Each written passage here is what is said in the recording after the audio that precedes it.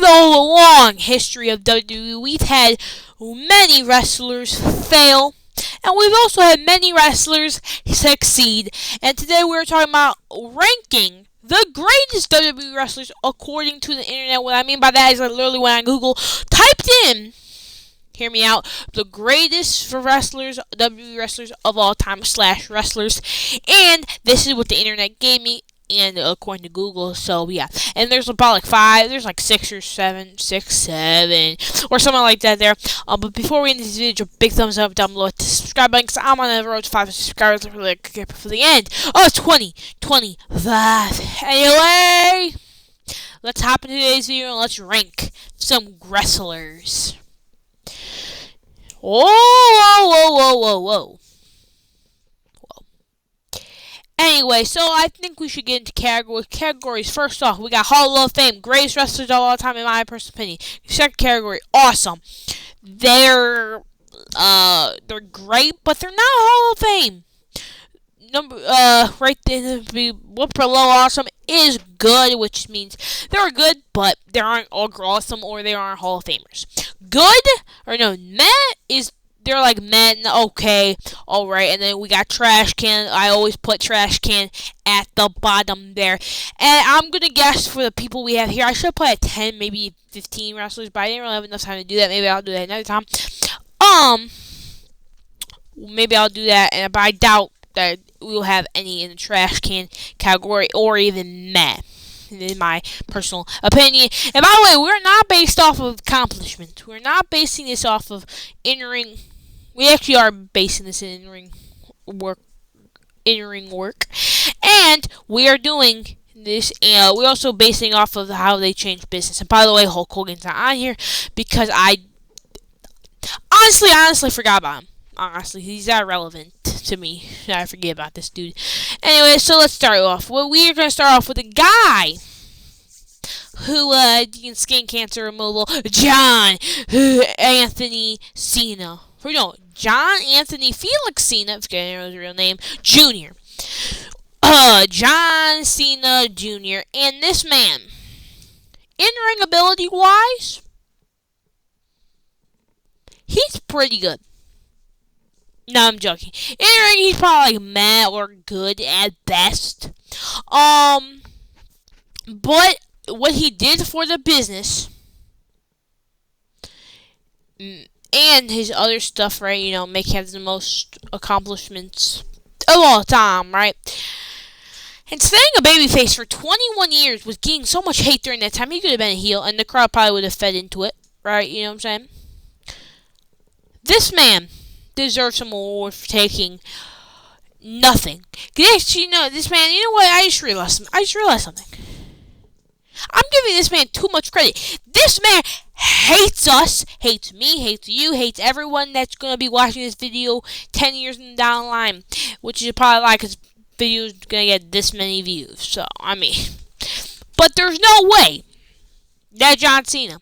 Anyway, I'm just going to go based off of in-ring work. I'm just going to put John Cena at good at best, because we know how John Cena is in the ring. He's good at best. Sometimes he's even mediocre.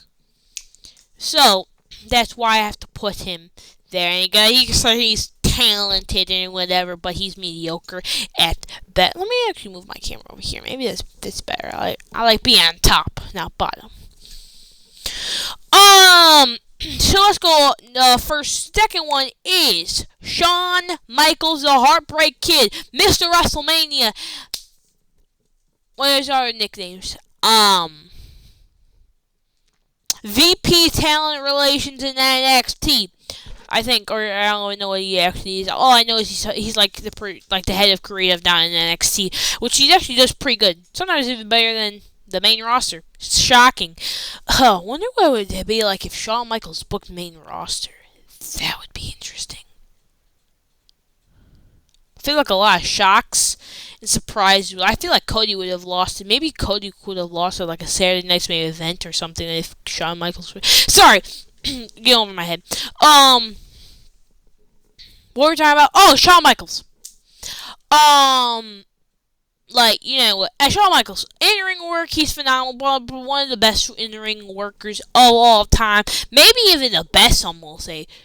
Some will say that he might be the best wrestler of all time, if you know what I'm saying. Some people might call him overrated. I think they're on crack. If they call, I really said that, didn't I? Huh? I really said that. Hey, to say the video. Anyway, some people say he's underrated. Some people say he's the greatest thing that's ever came out of any but thing. Yeah. I feel like he goes in Hall of Fame. Feel like he goes in Hall of Fame. And by the way, we are basing this off of in-ring ability, and kind of also going based off of also kind of going based off of. What was I saying? Oh, going based off of in-ring ability and what they did for the business, and he has had so many great matches.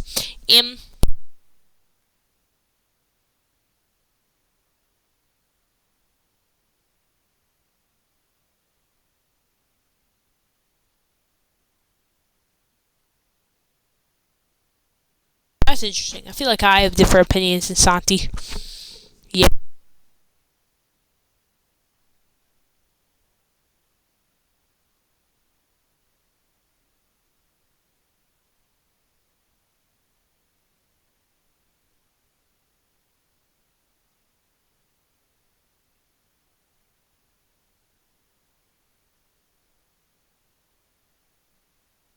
And next, D-Generation X, because D-Generation X was one of the main staples of the Attitude Era. Anyway, let's move to Bret the Hitman Hart. Bret Hart, the guy who trained at the dungeon, guy who from Calgary, Canada. No, 6 time. Can you switch the cards really quick to say what I'm supposed to say next, okay? Okay, thank you very much. 6 time WWE champion. And a bunch of other stuff according to this card right in front of me. And I wish I was not joking. I wish I was joking. If there was cards. There was nothing in front of me, it's just a wall. Literally just nothing in front of me, just a wall. Nothing in front of me, I'm not even joking. Hey, my setup actually used to be right there with my TVs right there. Never mind. Anyway, me yapping for a little bit. I would put Bret Hart just in by in-ring work. His selling, one of the first persons who actually sold good. I'm gonna put him awesome. Because I haven't seen too many of Bret Hitman Hart's matches. Even though I probably seen that WrestleMania match where he had with Stone Cold, Steve Austin. I thought it's probably one of the best matches. We also match of all time at WrestleMania because we also got that crimson bloody face of Stone Cold arched back when he was in the sharpshooter, getting his back pulled back into his socket. I don't even know what I just said, but it made sense in my head, so it came out of my head. Anyway, I haven't seen too many Bret Hart matches, so I'm just gonna put him awesome. And again, you can disagree with me because, of course, why? Of course, you can disagree with me because I like to yap. Yeah. Anyway, let's talk about the Wayne. The still likes to be late to work. Johnson. The Wayne. Dwayne being the man of that WrestleMania makes me sick, okay? Stole the WWE Championship from CM Punk in 2013.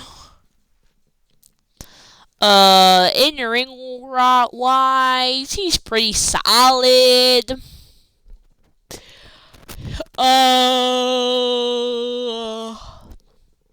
Stuff he did. Okay.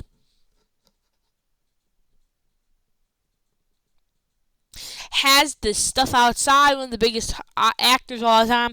I'm actually gonna put The Rock in Austin for what he did to change business. He changed the business by, first off, making a great character too. Alright. And then he also he also um did something very, very cool, which was showing that wrestlers can literally go to Hollywood and have a great, big, successful career. And obviously, he's like the last person of all time in acting. Like nobody really goes to watch a Rock movie. You know what I'm saying? The only good movie that Rock ever made was the Moana movies, and probably the Fast and Furious movies. Though that's because he was in them. I mean, no, he was in them, but that's not because it was. I'm just yapping. Nor would I just cut this part out, Ezra. Cut this part out. Anyway, yeah. So yeah, that's how you change a business in my perspective. Anyway, let's move to Ricky Flair. Ricky Flair.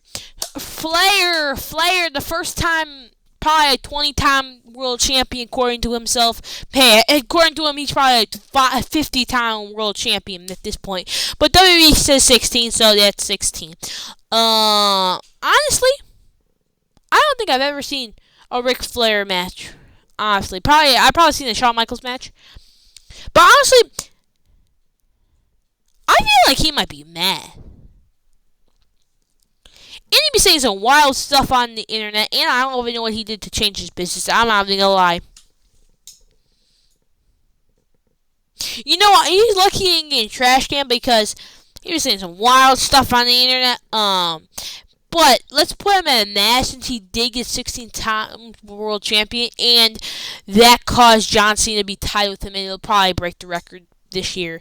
Well, probably. Hey, people say it's going to happen at WrestleMania. It's not going to happen at WrestleMania. I pray it's not happening at WrestleMania. I will freak out. So yeah, you know what I'm saying? Yeah. Yeah. Anyway, so yeah, you know what I'm saying? So yeah. Anyway, yeah, that was crazy. Let's move to Stone Cold Steve Austin. This man was one of the most over people in the Attitude Era, and still gets a ginormous pop today. Heck, made sticking up the middle finger cool. I feel like it was kind of cool around that time anyway. Made drinking beer look cool every time he going all over his face and shirt. Austin 316 said, "I just whooped your trick." So yeah, you know what I'm saying? And I feel like he made a baby face popular, more popular than Hulk Hogan would ever do. And he's not even technically a baby face. He's kind of like a thing. I don't even know. In-ring work. I mean, his WrestleMania 38 match with Kevin Owens was pretty solid. Not gonna lie.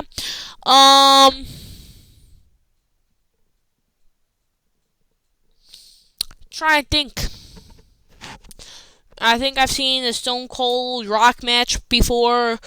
I feel it's probably a way to a healer or something. I don't even know. Changed wrestling a bunch of times. So yeah, he's going to Hall of Fame. Yep, going right in Hall of Fame with Shawnee Michaels. So yeah, that's my opinion. And put that comment below if you think I'm wrong or right. Anyway, that's the categories. We got Shawn Michaels, Stone Cold in Hall of Fame, Awesome, Bret Hart, and The Rock. Good, we got John Cena. Mad, we got Ricky Flair. Woo! And Trash Can, we got me.